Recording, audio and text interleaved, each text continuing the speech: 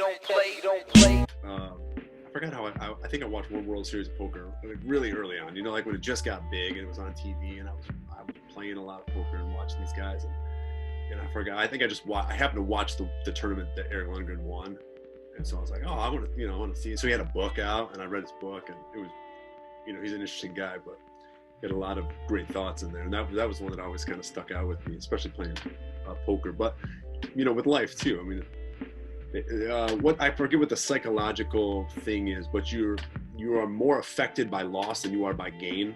You'd have to have double gain to compensate for loss. So, for example, if you lost $10, to get that much, the amount of pain you feel at losing $10, to get the opposite amount of pleasure, you'd have to get at least $20.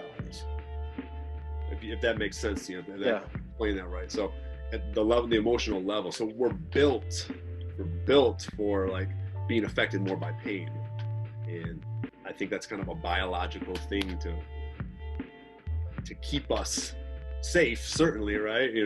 If you go back to evolution, right?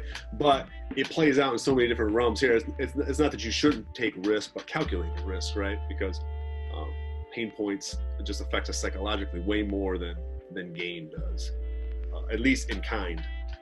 That makes a lot of sense when you say, like, if you lose 20, if you lose 10, you have to gain 20 to make that up. Because if you think about it, if you just gain 10, you're back at base level.